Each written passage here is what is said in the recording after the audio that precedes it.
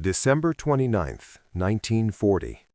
President Franklin Roosevelt sat before a radio microphone in the White House, preparing to address a nation still clinging to isolationism.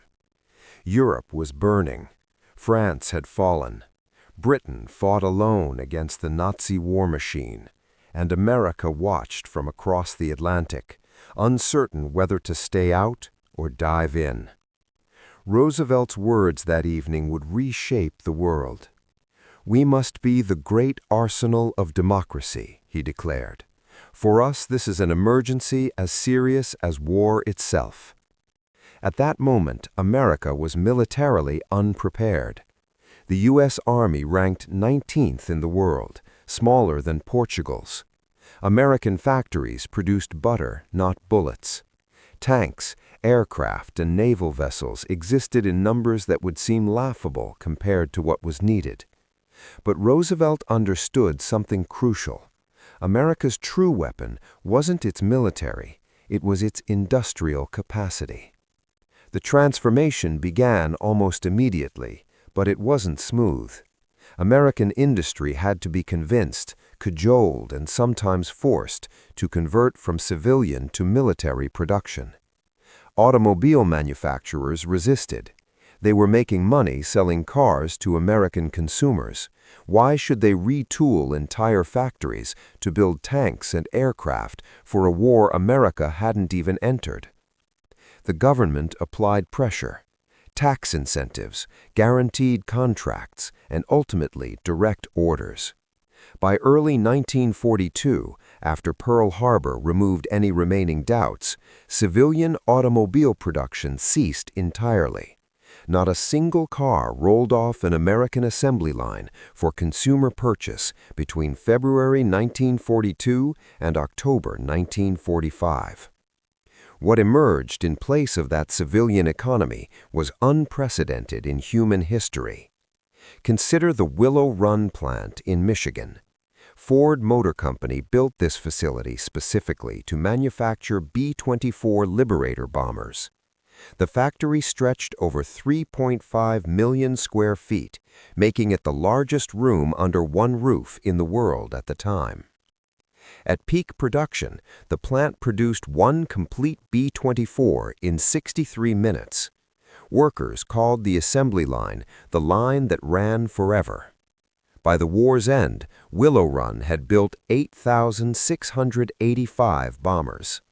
But Willow Run was just one factory.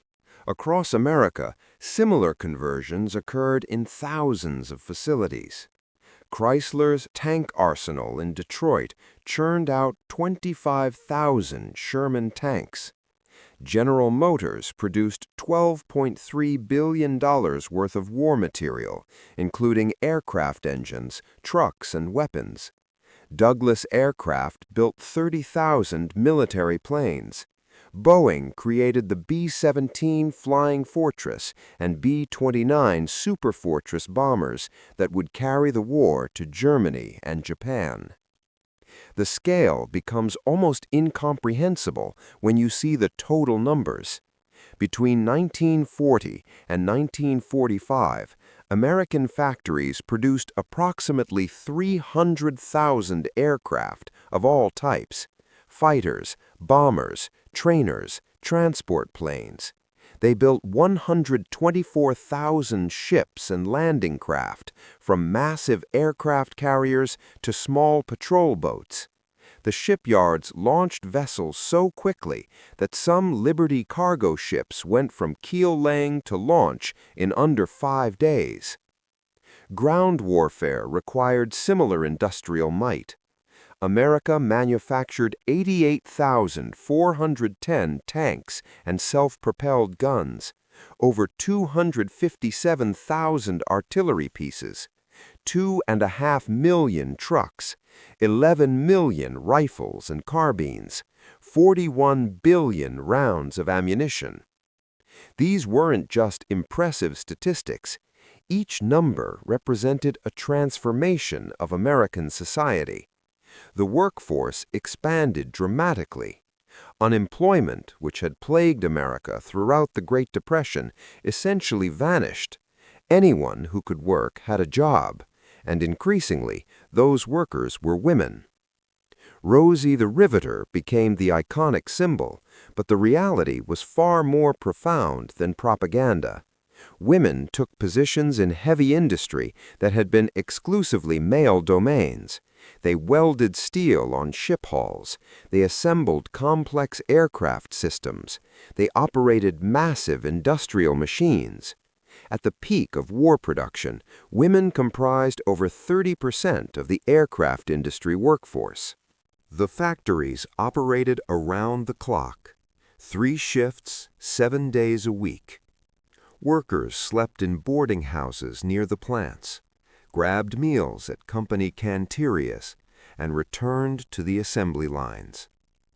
The country adopted a sense of shared sacrifice and collective purpose that would be difficult to imagine today.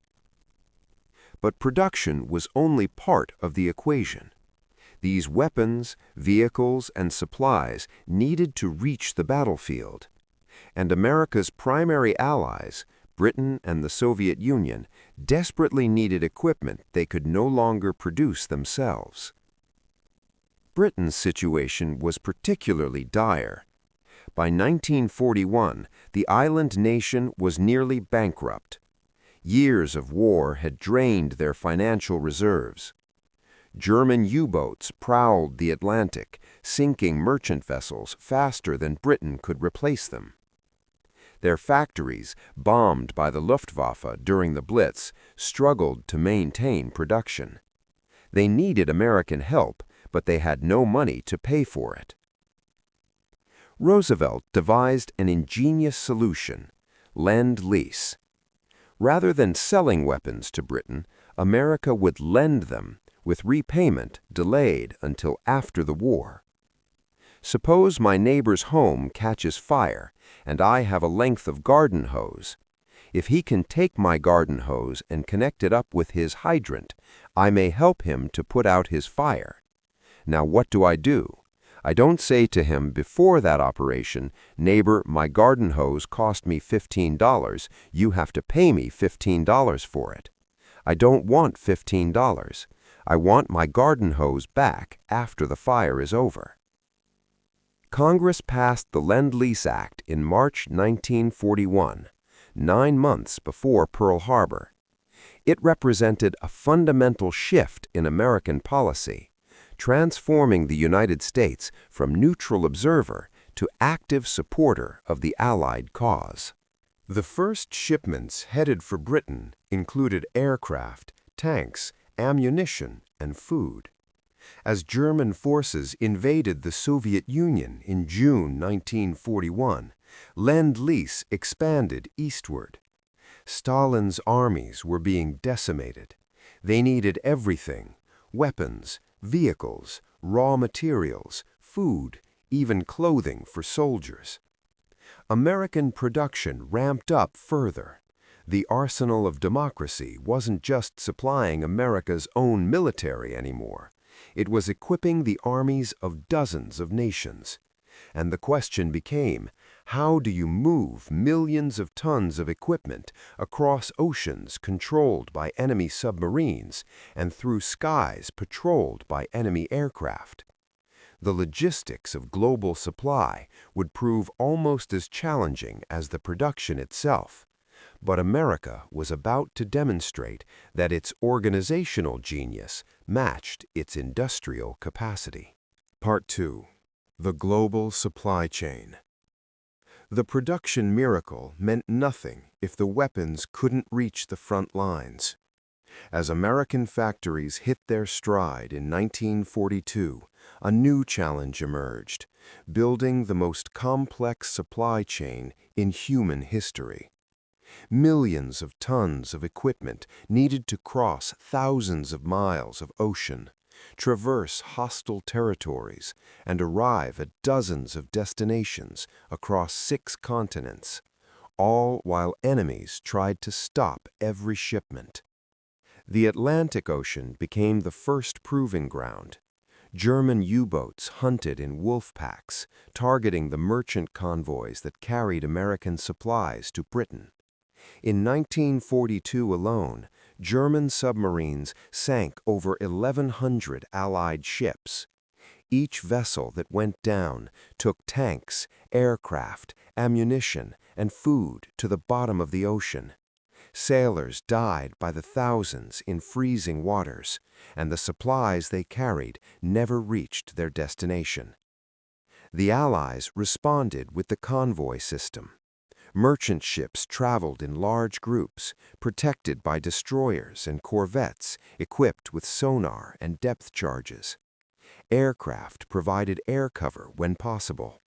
The convoys followed zigzag patterns to confuse submarine tracking.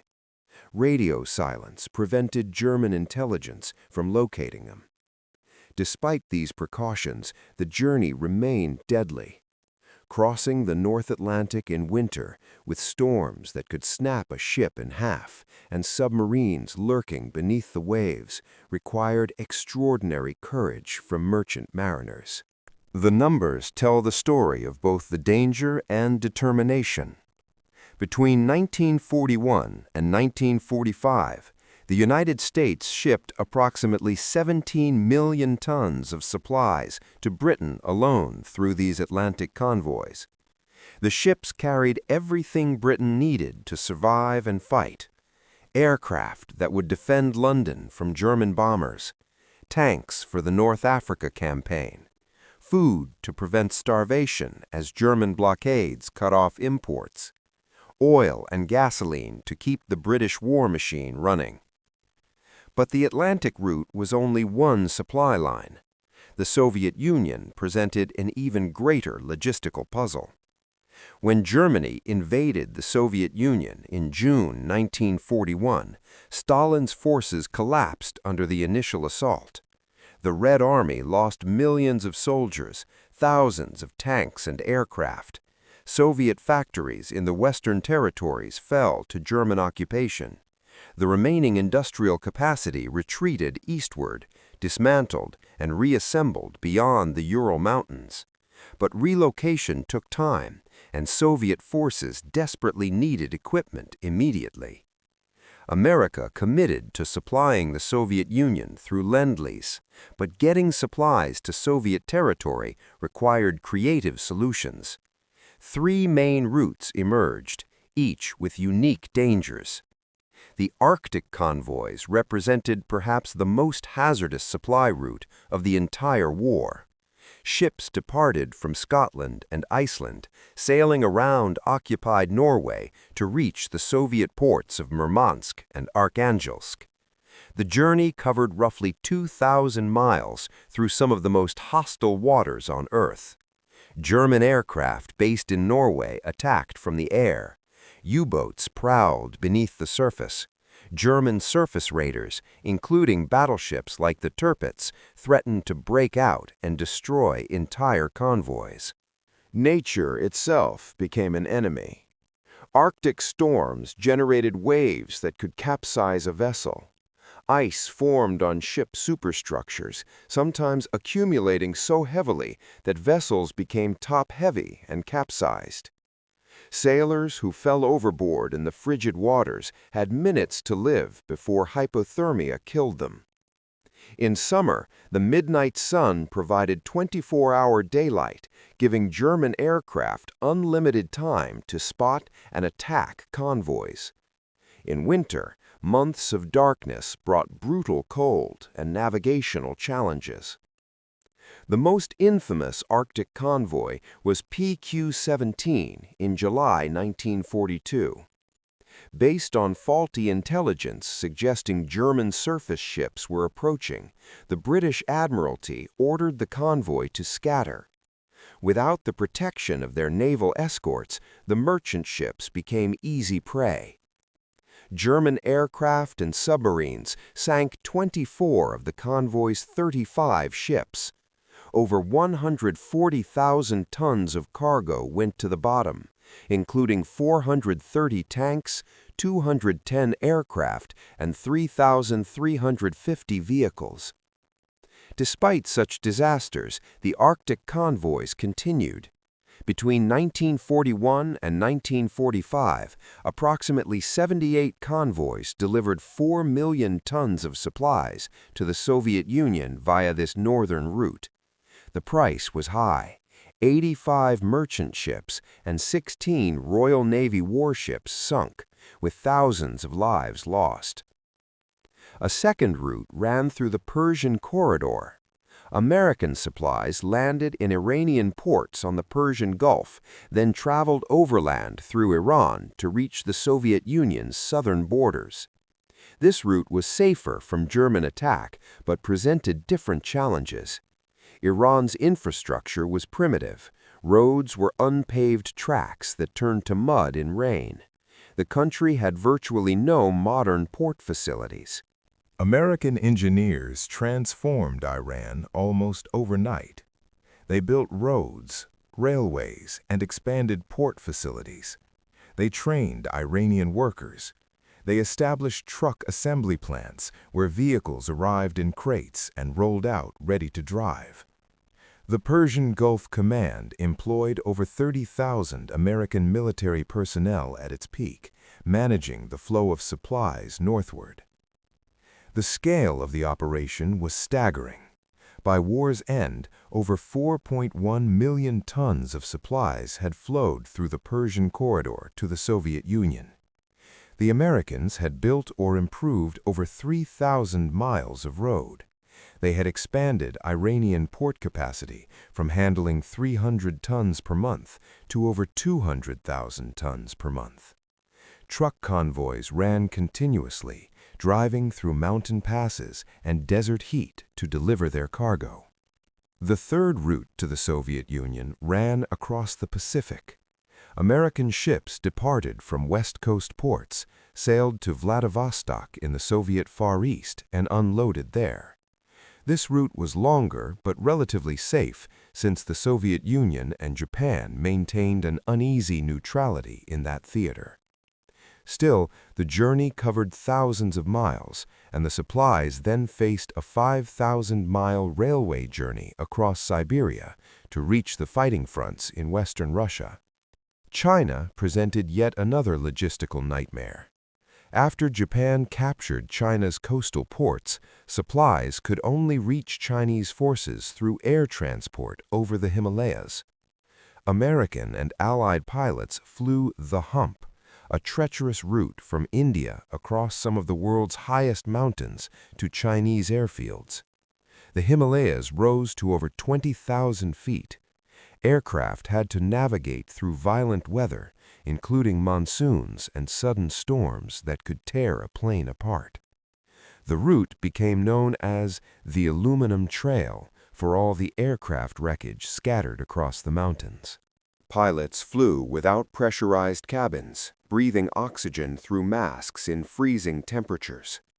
Navigation was primitive, often relying on landmarks that disappeared in clouds and storms. Radio communication was unreliable. Yet the flights continued, day after day, carrying supplies that kept Chinese resistance alive and tied down hundreds of thousands of Japanese troops who might otherwise have been deployed elsewhere. Between 1942 and 1945, Hump pilots delivered over 650,000 tons of supplies to China. The human cost was severe. Over 600 aircraft crashed, killing more than 1,000 crew members. Beyond these major supply routes, American logistical networks spread across the globe. In Australia, American bases supported the Pacific Island hopping campaign. In North Africa, supply lines stretched across desert terrain to support British and American forces. In Italy, ports and railways moved equipment to forces pushing northward. Each theater required its own complex infrastructure of ports, roads, railways, airfields, warehouses, and repair facilities. The supplies themselves were mind-boggling in their variety. Yes, weapons and ammunition, but also food, clothing, medical supplies, construction equipment, communications gear, spare parts, fuel, and countless other items. The Soviet Union received 400,000 trucks and jeeps, which revolutionized Red Army mobility. They received 12,000 armored vehicles, 11,000 aircraft, and enough raw materials to support their own industrial production. American-supplied telephone wire allowed Soviet forces to maintain communications. American boots kept Soviet soldiers' feet protected through Russian winters. Britain received similar diversity. Along with weapons and aircraft, Lend-Lease delivered food that prevented starvation, machine tools that kept British factories running, and raw materials that sustained their economy.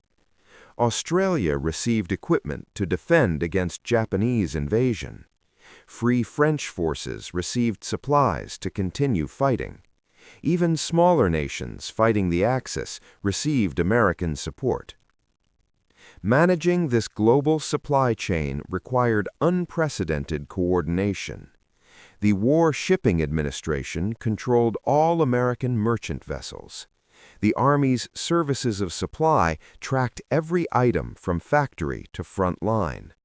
Allied shipping boards coordinated vessel movements to maximize efficiency. Intelligence services monitored enemy movements to route convoys around danger. Cryptographers decoded enemy communications to predict attacks. By 1944, American logistical capabilities had reached extraordinary levels. When Allied forces invaded Normandy on D-Day, the success depended not just on the soldiers hitting the beaches, but on the massive supply infrastructure that followed. Within days, engineers had established artificial harbors on the French coast. Supplies poured ashore, sustaining armies as they pushed inland. The Red Ball Express, a truck convoy system, rushed supplies from the coast to advancing forces, sometimes covering hundreds of miles. The global supply chain that America built during World War II did more than win battles. It demonstrated that industrial might, combined with organizational genius, could overcome almost any obstacle. It showed that wars were won not just with better soldiers or superior tactics, but with logistics, production, and the ability to deliver overwhelming material superiority to the battlefield. By war's end, America had shipped over 50 million tons of supplies to Allied nations through Lend-Lease alone. Add to that the supplies for America's own forces deployed worldwide, and the total becomes almost incomprehensible. This logistical achievement represented a new kind of warfare, one where industrial capacity and supply chains mattered as much as guns and soldiers. The infrastructure built during these years, the expertise gained, and the global presence established would not disappear when the war ended. Instead, they would form the foundation for something more permanent. Part 3. The Legacy. August 15, 1945. Japan surrendered.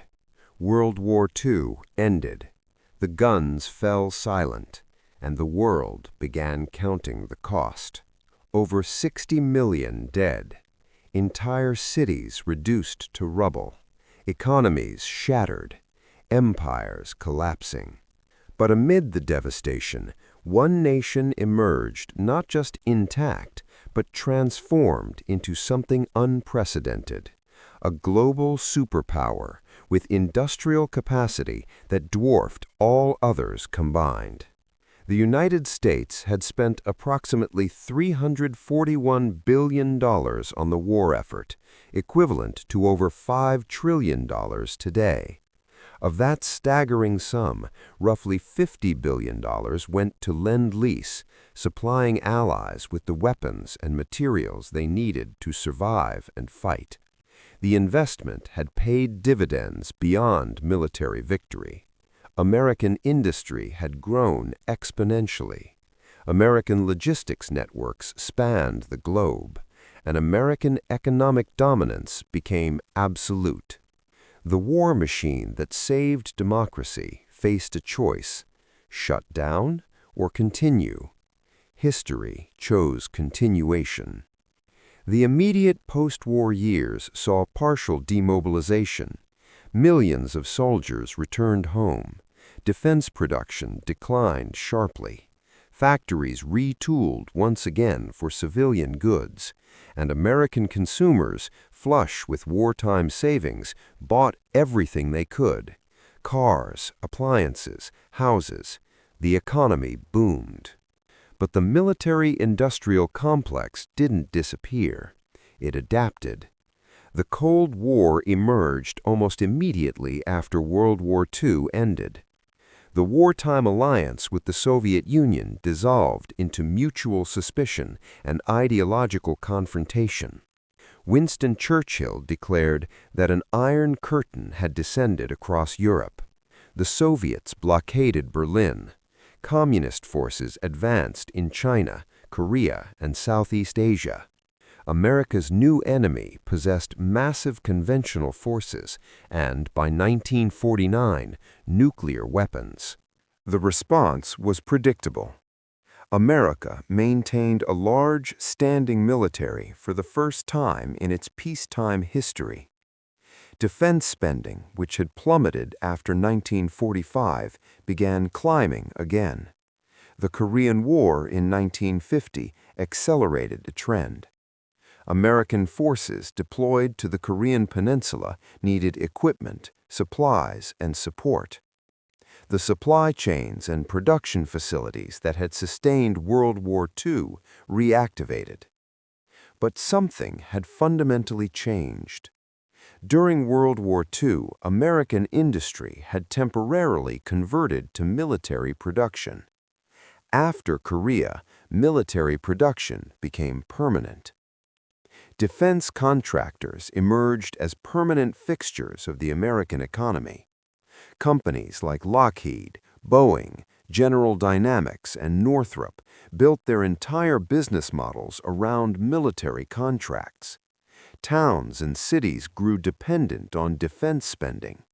Congressional districts fought to secure military installations and defense contracts, creating political constituencies invested in maintaining high military expenditures.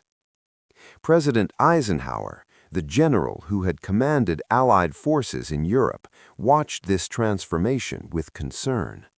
In his farewell address in January 1961, he issued a warning that would echo through history. In the councils of government, we must guard against the acquisition of unwarranted influence, whether sought or unsought, by the military-industrial complex. The potential for the disastrous rise of misplaced power exists and will persist. Eisenhower's warning went largely unheeded. The military-industrial complex he feared had already become embedded too deeply. The Vietnam War demonstrated the maturity of this system. American forces in Southeast Asia operated with a level of material support that would have been unimaginable in previous conflicts. Helicopter gunships, jet aircraft, advanced communications equipment, massive quantities of ammunition and supplies. The Ho Chi Minh Trail became a target for sophisticated electronic sensors and precision bombing. American bases in Vietnam had air conditioning, hot meals, and amenities that soldiers in World War II could never have imagined. Yet, despite this overwhelming material superiority, America lost the war. The lesson was clear. Industrial capacity and technological advantage couldn't guarantee victory against a determined, ideologically committed enemy fighting on their own territory. But this lesson did nothing to diminish the military-industrial complex. If anything, defeat in Vietnam spurred investment in more advanced technology, better weapons, and improved tactics. The 1980s brought renewed military buildup under President Reagan.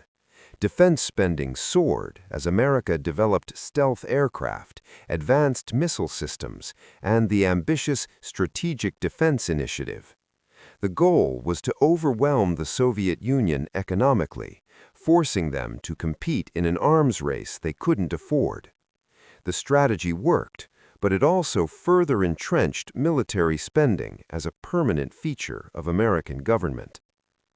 When the Cold War ended in 1991, many anticipated a peace dividend, a reduction in military spending now that the Soviet threat had vanished. Some reduction occurred, but it was modest and temporary.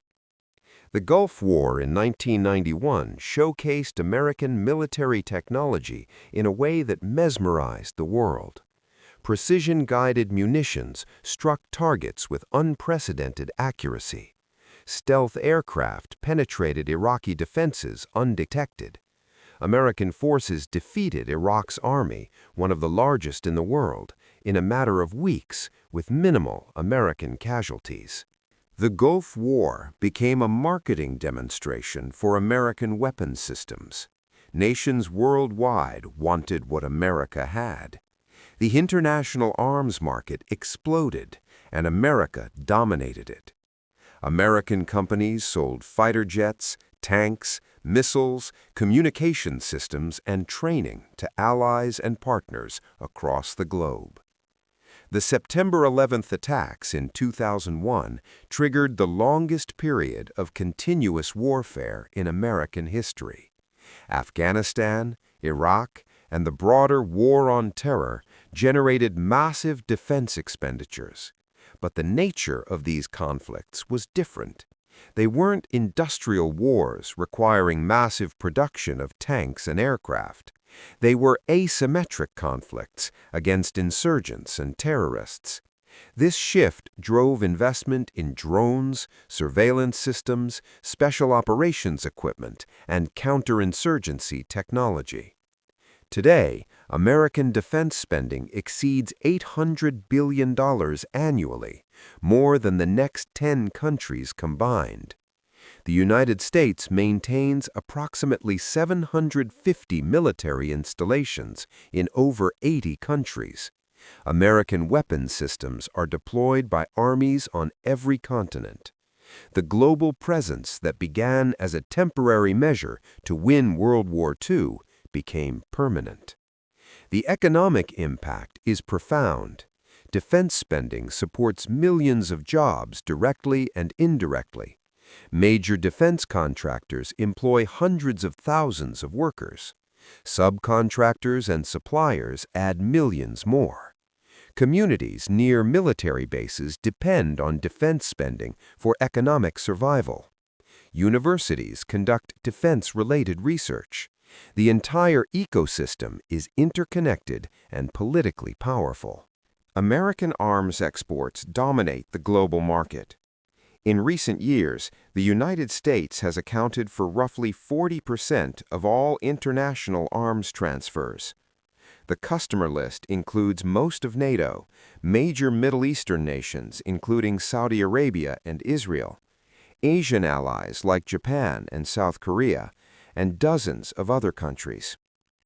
American weapons are so ubiquitous that conflicts often feature both sides using American-made equipment. The technology has evolved dramatically since World War II. The B-24 bombers that rolled off assembly lines at Willow Run have given way to B-2 stealth bombers that cost over $2 billion each. Sherman tanks have evolved into M1 Abrams with sophisticated armor and targeting systems. Aircraft carriers have grown into nuclear-powered supercarriers carrying dozens of advanced jets.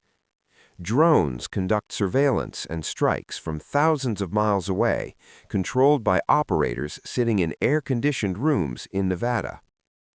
But the fundamental principle remains unchanged. American military power rests on industrial capacity, technological superiority, and global logistics networks. The supply chains that once moved Liberty ships full of equipment across the Atlantic now move container ships and cargo aircraft loaded with parts, weapons, and supplies to American forces and allies worldwide. The human cost of maintaining this machine is substantial, but often invisible. Veterans dealing with physical and psychological wounds from decades of warfare. Civilians in conflict zones affected by American military operations. The opportunity cost of spending vast sums on defense rather than infrastructure, education, or healthcare. Critics argue the military-industrial complex has gained excessive influence over American policy, pushing the nation toward military solutions to problems that might be better addressed through diplomacy or other means. The debate continues, but the machine endures. Defense contractors maintain political influence through campaign contributions and lobbying. Congressional representatives fight to keep military bases and defense projects in their districts. Military leaders advocate for new weapons systems and capabilities. The cycle perpetuates itself. Recent developments suggest the machine is evolving rather than diminishing. Rising tensions with China have triggered discussions of a new arms race in the Pacific. Investments in artificial intelligence, cyber warfare capabilities, and space-based systems represent the next frontier of military technology. Hypersonic missiles, directed energy weapons, and autonomous systems are under development. Each new capability requires research, development, production, and maintenance, sustaining the industrial base. The arsenal of democracy that Roosevelt envisioned in 1940 was meant to be temporary, a response to existential threat. Factories would convert to military production, win the war, then return to peaceful pursuits. That's not what happened. The temporary mobilization became permanent infrastructure. The emergency response became standard operating procedure. 80 years after Roosevelt's fireside chat, America remains the world's arsenal. The scope has expanded beyond anything World War II planners could have imagined. The technology has advanced into realms that seem like science fiction compared to 1940s equipment. But the core reality persists. American industrial and military power, combined with global logistics networks and political will to use them, make the United States the dominant military force on the planet. Whether this represents security and stability or dangerous militarism depends on perspective. What's undeniable is that the machine built to save the world from fascism became the machine that armed the world, shaped international relations, and defined American power for generations. The arsenal of democracy never closed. It just changed product lines and found new customers. The question facing America now is the same one Eisenhower posed in 1961. Can a nation maintain such massive military power without being consumed by it? Can democracy coexist with permanent militarization? The answer remains unclear, but the machine continues running, producing, supplying, and projecting American power across the globe, just as it has for 8 decades.